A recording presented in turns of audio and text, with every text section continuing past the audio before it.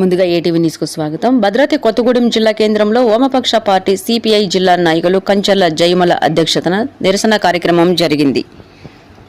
ఏదైతే ఉందో సుసంపన్న దేశంగా ఇలా నియంత్రణగా ఉండాలని అమెరికా సామ్రాజ్యవాదం మిగతా దేశాల మీద ఆంక్షలు పెడుతూ మిగతా దేశాల మధ్య వైరుధ్యాలని సృష్టిస్తూ ఆ దేశాల్లో ఉన్నటువంటి వనరులు సంపద ఏదైతే ఉందో అది ఏకోన్ముఖంగా దాడులకు తెగబడుతూ దాడులు చేస్తూ ఆ ఉన్నటువంటి సంపదని కొల్లగొట్టడం కోసం కాకులను కొట్టి గద్దలకేసే తండంగా ఇవాళ ఐక్యరాజ్య సమితి కూడా వ్యవహరిస్తున్న తీరు ఇవాళ పెద్దన్న పోలీస్ బాస్ లాగా అమెరికా అన్ని దేశాలలో వాళ్ళ విషయాలలో వాళ్ళ నియమ నిబంధనల విషయాలలో కూడా జోక్యం చేసుకొని ఇవాళ దేశాలను కబలిస్తున్నటువంటిది.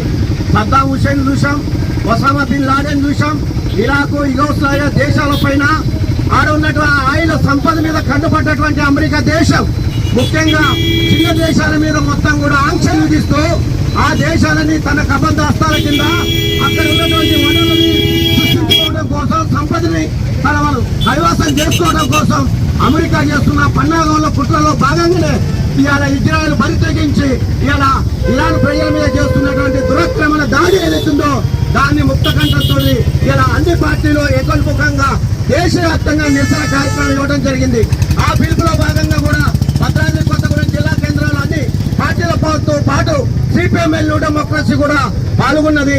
ఇట్లాంటి యుద్ధోన్మోద దాడులు ఏదైతున్నాయో వాటికి స్వస్తి చెప్పాలని అమెరికా చేస్తున్నటువంటి దురాక్రమణ దాడి యుద్ధోన్మాదం ఏదైతే ఉందో సామ్రాజ్యవాదం ఖచ్చితంగా నశిస్తుంది.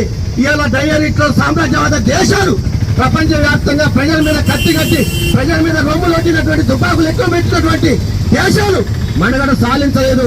ఇదేం కొత్త కాదు, ఇది మొదలు కాదు, చివరి కాదు.